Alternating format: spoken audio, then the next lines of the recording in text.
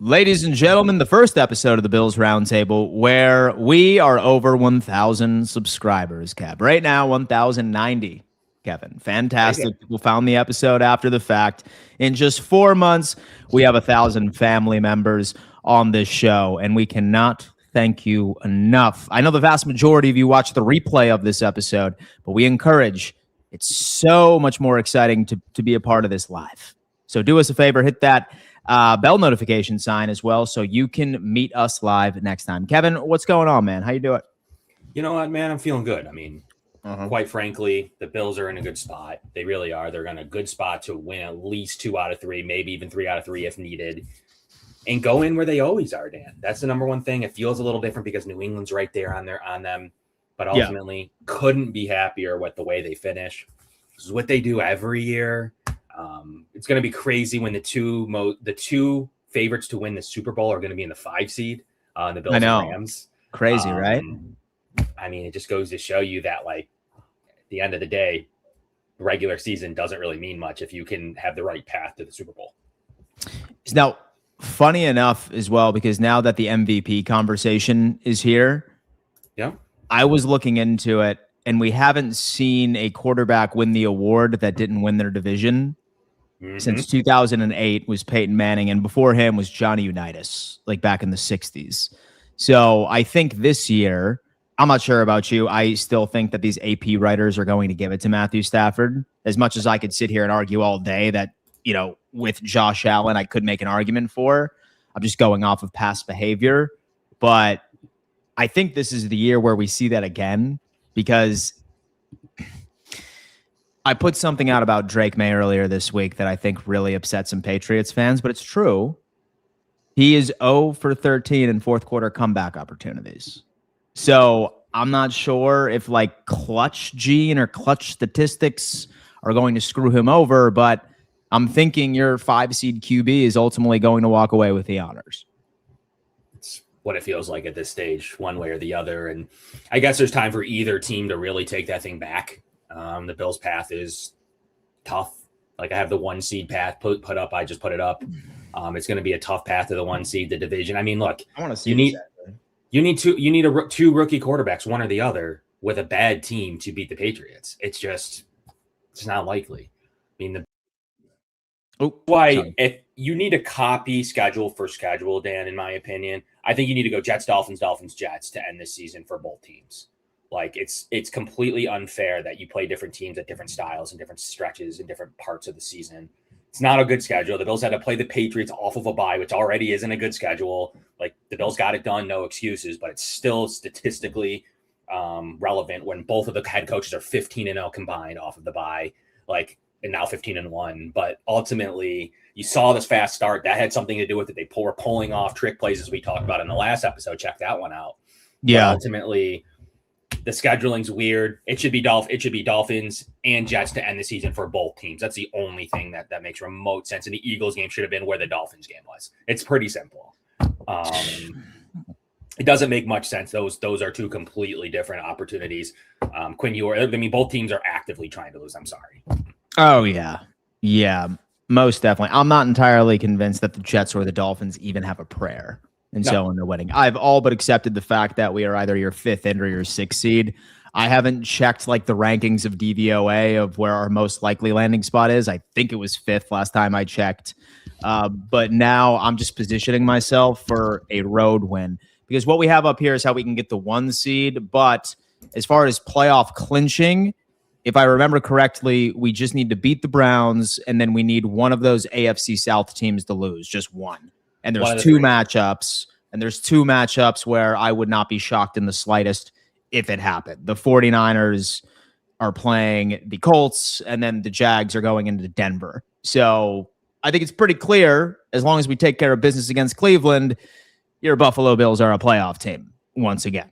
Yeah, or if the Texans lose, they have a pretty gimme game. And I think it's 99.9999. You wouldn't get the official clinch because of, like, you need the official plays to play out with it, because you would actually beat the Colts on strength of victory. It doesn't matter. But anyways, if you look at the Houston plays some of these teams here too. So ultimately, if any of those 3 teams, you basically clinch. I mean, ultimately win and have one of those teams lose, you're good to go. How will they play that Eagles game? I still don't know. Like, I don't know if they'll care enough about. I don't know if they'll think that the Patriots can lose. You can't really assume that they're just going to win for sure. But I don't know how much you can stress going into the playoff playing for nothing and praying that a rookie quarterback with bad rosters beats the Patriots. You can assume that, but I just think you're going to take a bye at some point. Even if the division's on the line, I don't know how you go full out. It's going to be a challenging situation on how you monitor this, regardless of this Ravens and Patriots game that unfortunately is probably not going to mean a whole lot to the Bills. Yeah. So it's a really strange scenario to where there should really be, like, my numbers tell me that there's a 50-50 chance the Bills get the division if they win out. 50-50, you're saying? If they win the 3 games. But it doesn't feel like that. No. It really doesn't, because I don't think they're factoring in these poor rosters fully at this point. By the time you reach next week and the week after, probably goes down, believe it or not up. And that's even with wins. So once some of these numbers adjust and things come into fold, I don't know how ultimately you can feel like even winning out, like you're going to feel like that's a strong possibility to do it. Yeah, DVOA has the Bills as a 21% at the 2nd seed, which is a likely scenario. 40% at the 5 seed, 20% again at the 6 seed. So there's your 80%, and then a mattering of those other seedings for the other positions. But so do you think that there would be some sense of like gamesmanship? And I'm not asking the fan base this, but I'm asking this hypothetical coaching staff. Say that we were having basically a conversation with them, and we're just going off of previous behavior. Would there be a world where we try and gamesmanship this up a bit, where we're saying, hey, you know what? Like, we're not going out to lose to Philadelphia, but we don't necessarily want we don't like that matchup in Baltimore for the first wild card weekend. So, like maybe we won't open up everything against Philadelphia. Would much rather go into Jacksonville or what have you. Is that something you could see this team doing, or no? Go ahead. That's kind of what I'm fighting with. And let's start with the Eagles game first. And the Eagles too, they could ultimately, if they win the Commanders, if they beat the Commanders, and let's say the Bucs beat the Panthers, they're literally like locked into the 3. Like, there's really no realistic path they're going anywhere either.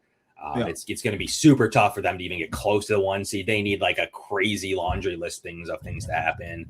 I think their DVOA, let's check their schedule. Let's check their scenarios. Check out the NFC East. They're 83%. And this is 3 weeks out from being the 3 seed. 83%.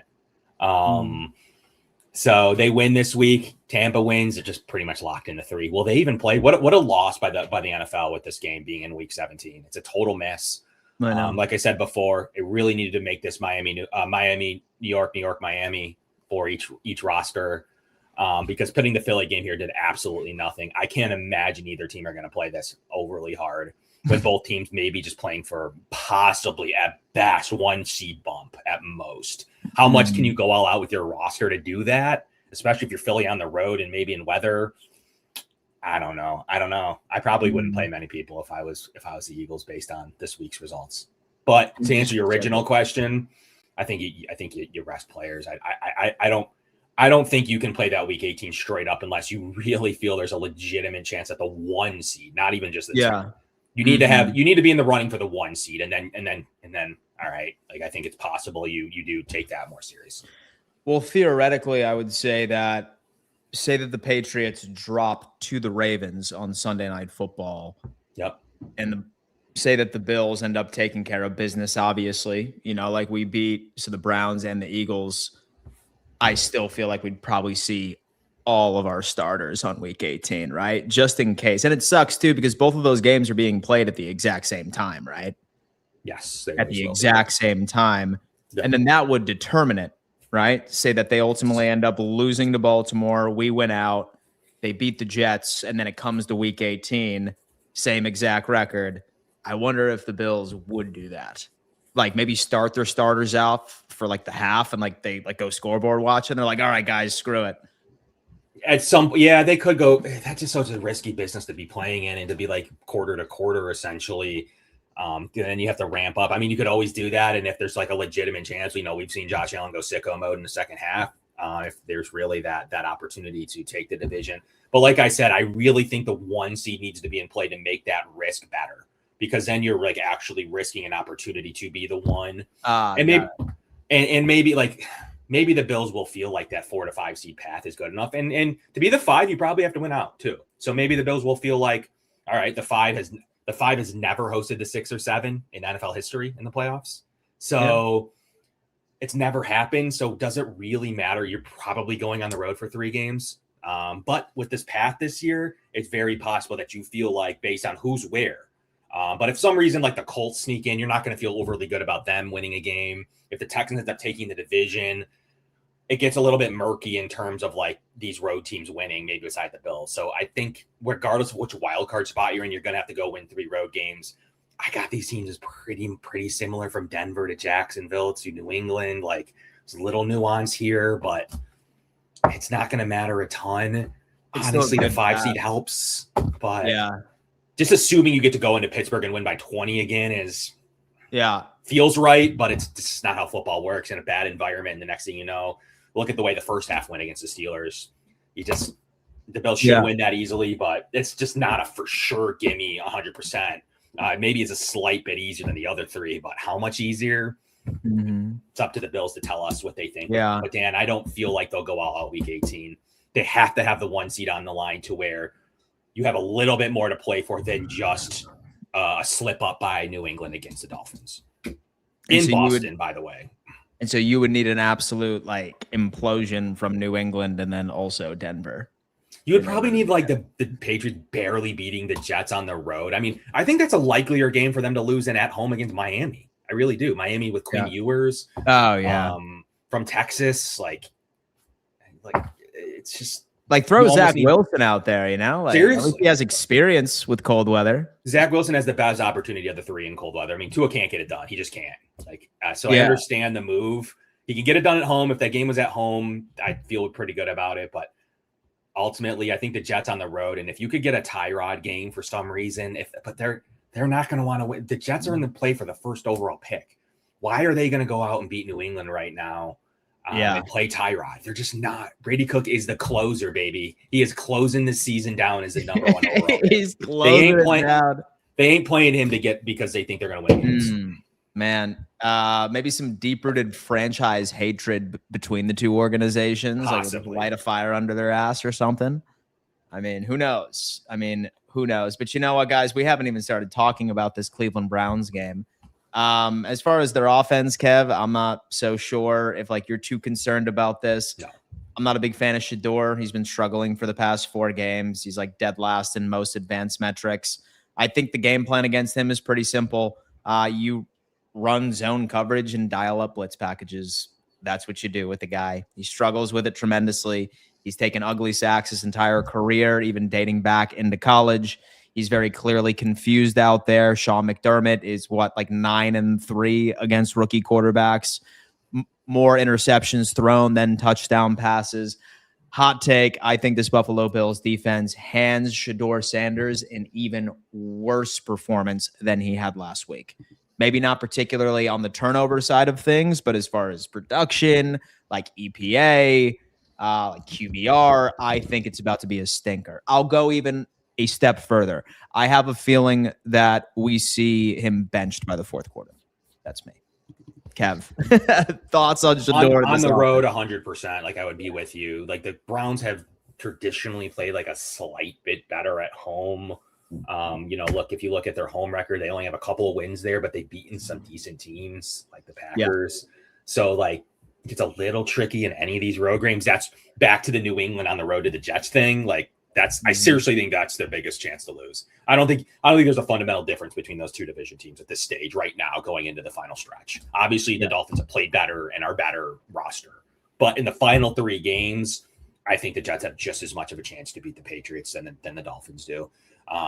Especially going there factored in. Definitely, I think that's a little bit better of an opportunity. But, you look at Shador and his EPA is still bottom of the league in a lot of categories. Yeah, I mean, I've done some of my numbers searching, and there's just nothing there that sticks out to me. Sean McDermott is 12-4 against rookie quarterbacks. And if you look at those losses, you got a 2-attempt win game. You got Darnold rookie year when he didn't even have his roster yet and still only had 150 yards. You have like a couple of games where the week 18 game last year against third stringers where the Bills were actively trying to lose. They didn't have anything to play for. The Patriots ruined their draft choice, did end up getting Campbell out of it, but still pushed them down the board a little bit. So, I mean, those are the three of the losses that you're looking at against rookie. And then you have the Trevor Lawrence 9-6 game where you basically shut out Trevor Lawrence. And the offense, for some reason, under Dable just didn't get going. Those are the only losses against a rookie quarterback that he has. In money time situations, he gets these guys benched, like you mentioned. He really hasn't lost to a rookie quarterback since 2021. I'm not counting the week 18 last year. So it's just not great. Yeah. And that's even for some of the better named guys. And Shador struggles against zone coverage. And the Bills are going to drop into a lot of disguise and disguise coverage. They're missing their running back too. They're missing their tight end too. Honestly, their weapons right now are Jerry Jeudy, Judkins, and like whatever you're going to get from Fannin. I mean, that's literally it. That is literally their roster. And those three guys are like average at best. Are those Shador's numbers? Yeah, he is 36th ranked out of 38 eligible against cover 1, 37th out of 41 eligible in cover 3. And so the Bills run a lot of cover 3. Just don't blitz him, apparently. Yeah, well, that right there, but then also his completion percentage is 41.4% when he's blitzed. Interesting. Yeah. so not cover 0 though. Yeah. Oh, yeah. Don't do cover 0. Don't send the house. Don't send the house because he thinks quicker maybe, and he just throws to someone open. Stays on his first read and finds somebody. That's probably why he got a plus 12 EPS. Pretty solid. But all the other numbers they're just terrible. So if you're blitzing, definitely do minor blitzes. Definitely do some disguise blitzes. Definitely, you're going to send 5 or 6. Do not go all the way to cover 0 though, which is kind of a little different than May, who struggled against cover 0.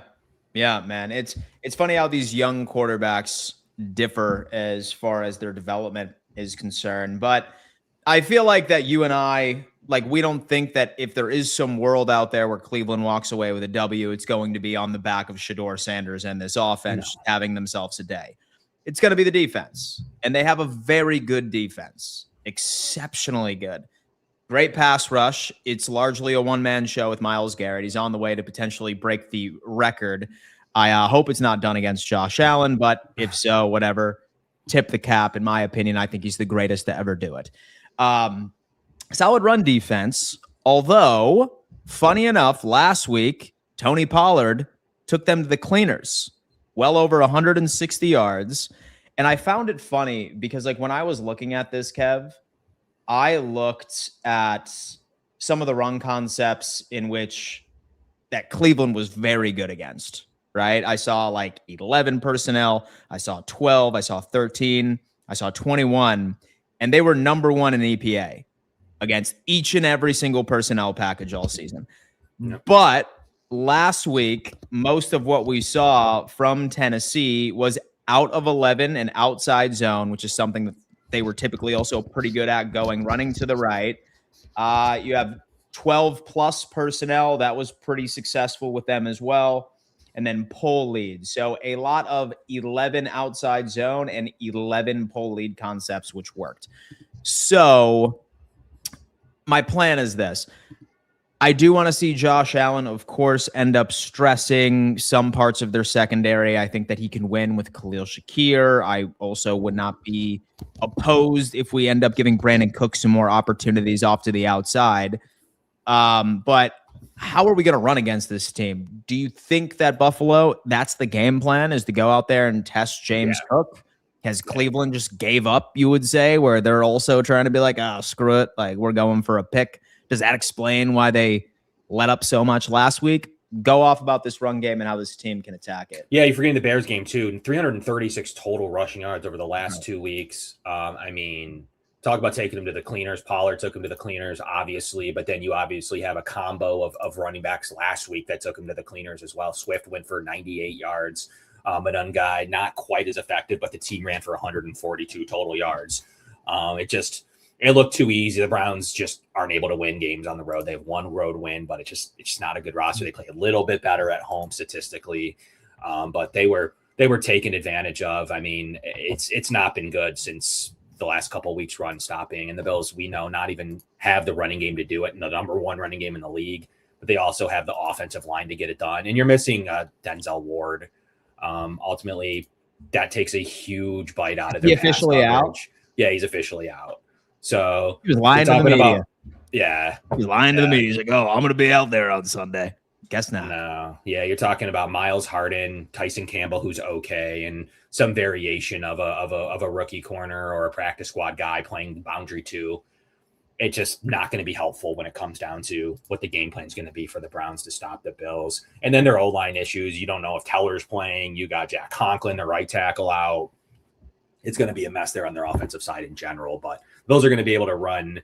And, first 22, they've struggled. But, I mean, I still think that ultimately those numbers are pretty good there. But, like, let's pull it over the last few weeks. I think they've packed it in. Like, yeah. I can pull it right now for, like, their last couple of weeks and see what it looks like. But it's yeah. They're going to run the ball. They're going to run the ball. They don't really care what those metrics say anyways. Mm-hmm. The Buffalo Bills still going to try and then get it done. And then ultimately we can end up getting into the secondary here. No Denzel Ward.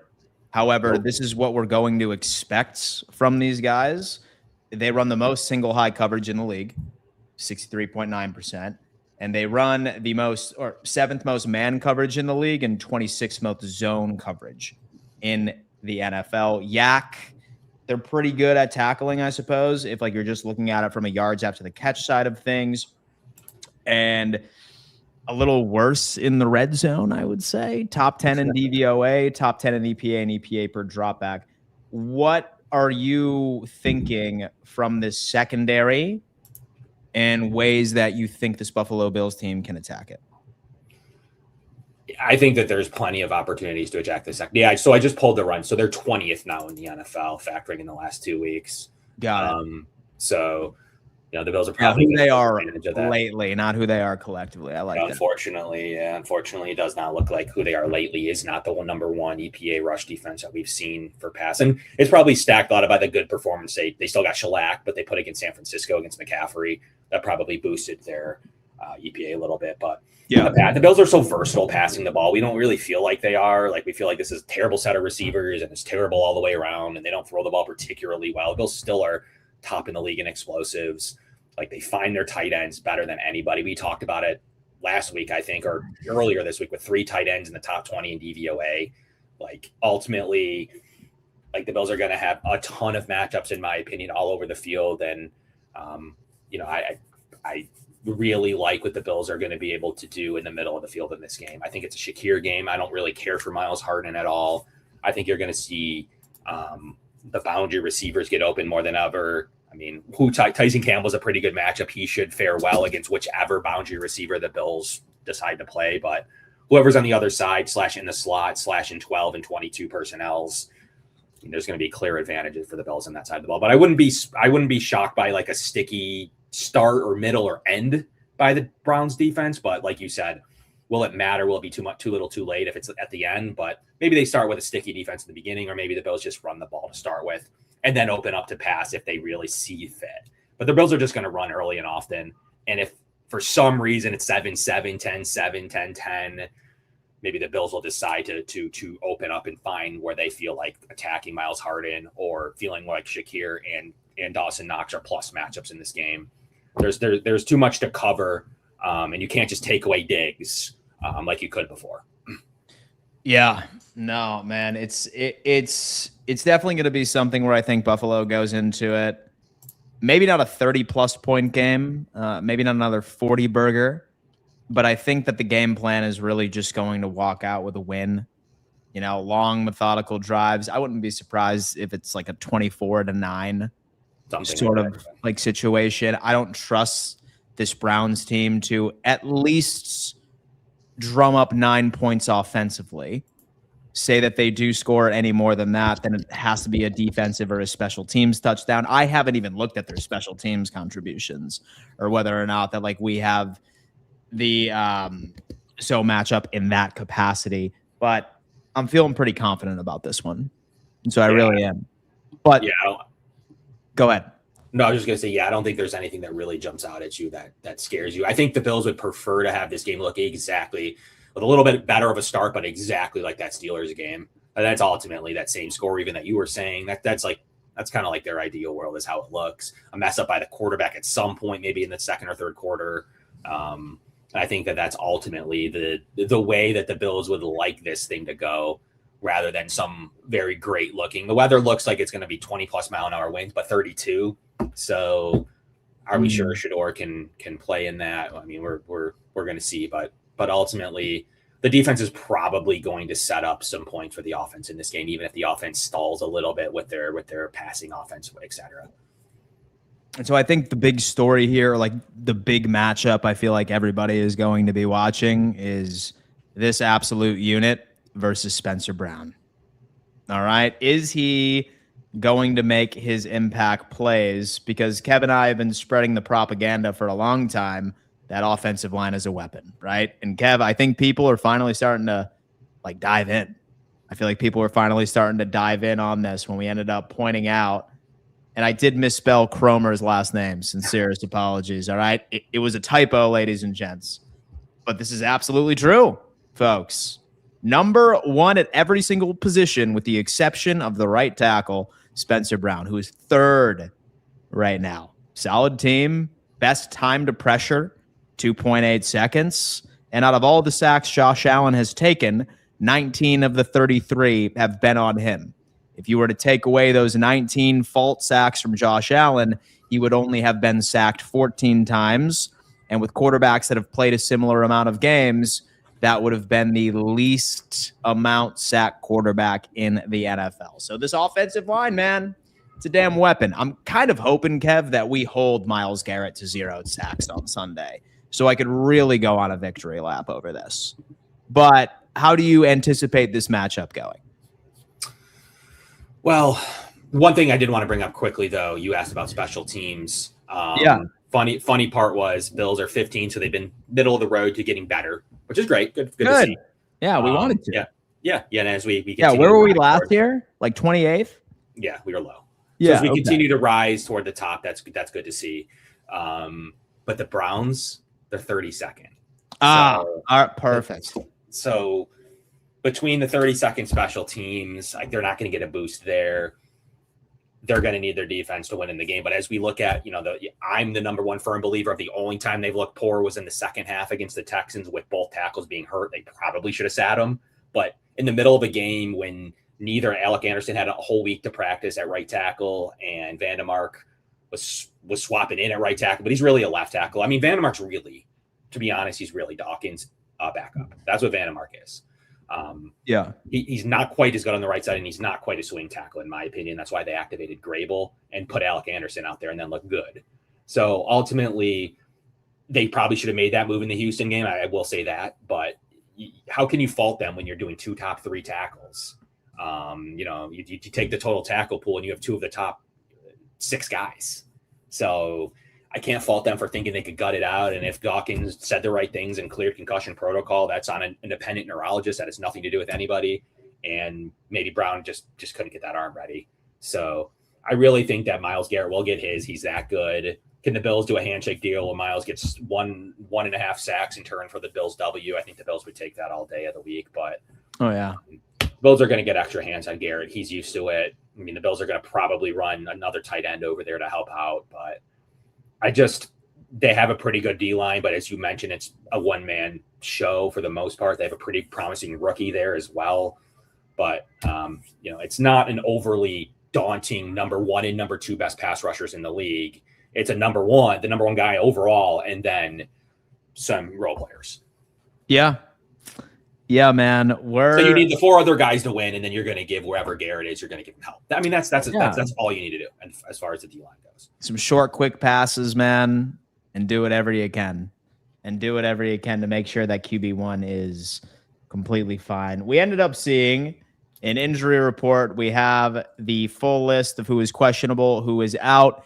And the only questionable players are Mecole Hardman, which is a conversation in and of itself once he is activated, and that's if the Bills decide to do so, and Cam Lewis. 3 outs are Chase Luntz, Jordan Phillips, and kicker Matt Prater. So that's all we have right here. Funny enough, with Dalton Kincaid, he showed up on the injury report again with his knee. He didn't participate for the first 2 days, but he was full today.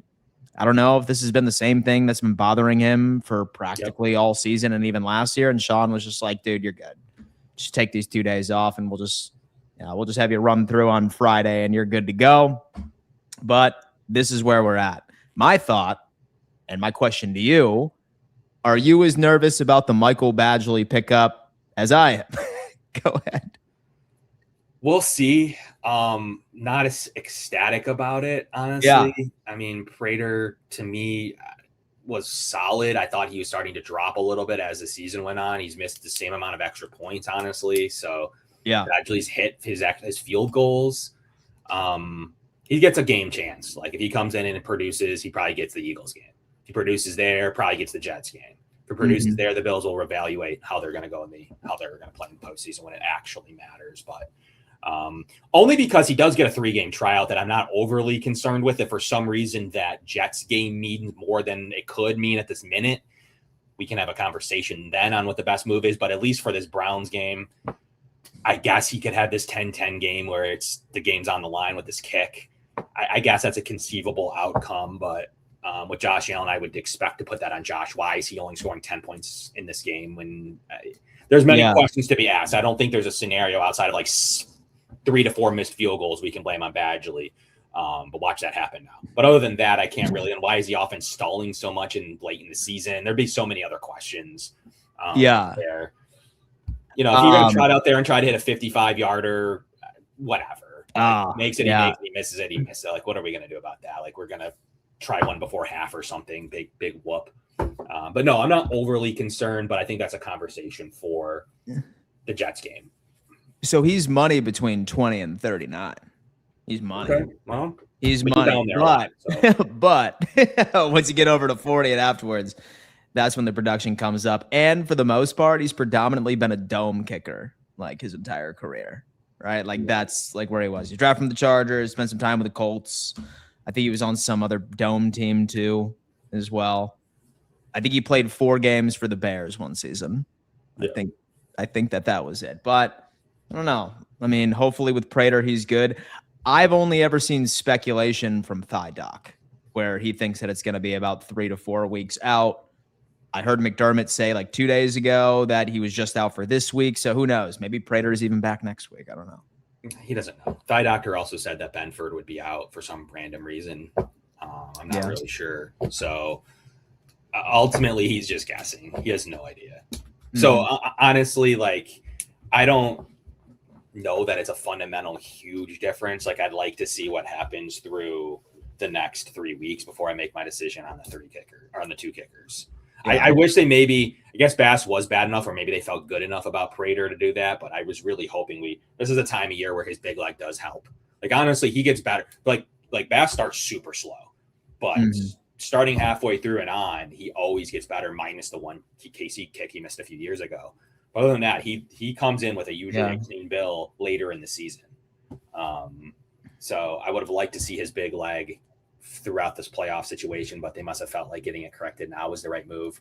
But I don't know if that was because they had Prater or because they really needed to get it done. It's tough to know either way. But I think they can just swap these guys, Dan. If he struggles, you just swap him next week. You get a guy. Look at Eddie Pinheiro, who's been pretty good in San Fran. Like, you just swap these guys. Yeah. Eventually, you're going to get one that catches catches a little bit of fireworks there, catches lightning in a bottle. So if he struggles, so we really don't have a lot of field goal attempts anyway this year. Like we're like third, like last in the league, or like the third least amount of field goal attempts all season long. So right. I mean, but you're on the road. It's a game that could be sleepy, and it's 10-10 before you know it. You miss one, they go down and kick one and win 13-10. I mean, it could be a world where you do need to take it a little bit more seriously, but there's nothing you can do. Like, that's also not anybody's fault. Like, what are you supposed to do when the kicker you come in Monday and the kicker's hurt? I mean, you can only pick Badgley. You're probably not going to pluck somebody off a practice squad, and then you have to put him on the active roster and pay him for 3 games. So the options were Matthew Wright, Badgley, Dustin Tucker, who has his issues, and then a couple other names. So like really, yeah. you might if he struggles, he gets swapped out. That's simple. If he's good, then he stays on the practice squad. It's as simple as that. Yeah. So we won't know until Cleveland if it even matters. Some Younghoe Koo action, man. I wouldn't trust him in here. Kicking the ground. Exactly. Yeah, especially when he missed the ball all season. That was. These are the guys you're talking about. You're really on kicker 3. What are you supposed to do? Yeah. What can you do? Folks, we need to give a giant shout out to our good friends over at Picasso's Pizza. Folks, Picasso's Pizza is the #1 pizza in Western New York. They're delivering nationwide. Simply just go to their website, hit that nationwide button, and they will deliver all across the continental United States. A great last-minute Christmas present for anybody that maybe misses a taste of home. Shout out to Picasso's Pizza for being a proud partner of the show. Kev, right before we get these people out of here, let's give a final score prediction and a hot take for the game. Go ahead. I'm just going to predict that it's going to look a lot like that Steelers game on the road. That is the fundamental way the Bills want this thing to look. I got 27-10 Buffalo in this game. A hot take, I think that the Bills will end up looking super efficient throwing the ball. I think Josh Allen goes for 3 total touchdowns in this game. 3 total touchdowns, and Josh Allen goes absolutely nuclear in the air. I have already teased my hot take and my final score prediction, but I'm going to remain consistent. 24-29. And I think that this Buffalo, I think that this Buffalo going 24. Yeah. I think that this Buffalo Bills defense hands Shedeur Sanders an even worse performance than he had last week. I think that he is actually benched midway through the fourth quarter. I think that's what it's going to look like. That's just my confidence in Sean McDermott and these rookie quarterbacks. What do you know? How hot of a hot take can you go? Do you think Garrett gets a sack? That would be a hot take. No sacks by Myles Garrett would be a really big. I'm not ballsy enough for that one. Yeah. No, just going to go with the benching. Yeah. I'm just going to go with the Shedeur Sanders benching. I think he'll probably break it. But say that our offensive line can hold Tie it or break it. Tie it or break it. Oh. What's 1 or 2 sacks? You think 1 or 2? And so I'll give him 1. So tie it. Yeah, I'll give him 1. So it's 1.5 he needs, right? Right. Yep. Okay. Got it. So, yeah, I don't know. 1 sack from Myles Garrett. I guess we can go ahead and put that into my hot take and we will review it. Guys, Z-Bot is currently sick. Don't worry. He will be back on Monday as we unpack everything from Bills and the Browns matchup Sunday. We hope that everyone is prepping for their holiday season.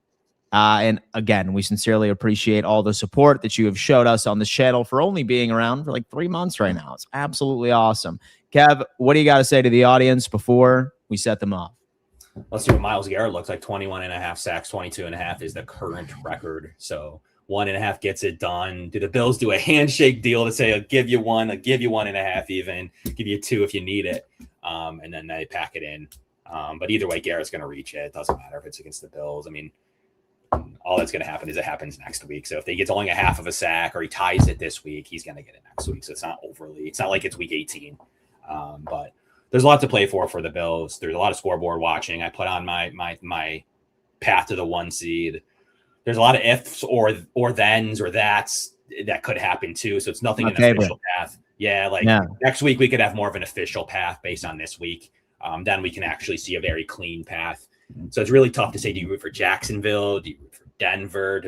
Because Jacksonville has a pretty easy schedule after Denver. Like there's a ton of like different nuance to like who you're rooting for to get there. And ultimately, how much does that Patriots-Ravens game matter? That's going to be a discussion for a different day and how much you think about that. But you're ultimately still going to need the Patriots to lose to one of those 2 rookie quarterbacks in this season. So just give me Zach Wilson, week 18, man. I just don't think anybody's going to want a W when they're eliminated. Anything to be a better draft position. The only people that are fighting right now, I think, are the Steelers, Ravens, and Colts. Other than that, like I just don't think anybody else in the AFC, and obviously the Bills, Texans, who are in the wild card spot too. But I just don't think anybody else is overly. I don't think any of those other teams are putting their best foot forward is what you're. I can't see that they're going to put their best foot forward in the second half. In these games, like obviously someone like the difference here is though, like if you're playing guys like maybe Shedeur Sanders has something to prove to say, keep this job. Like that's a little bit different of a scenario, but I just cannot see the Browns defense putting out their number one effort. But these guys are playing for jobs. These are professionals. It's totally different than the GM wanting a better draft choice.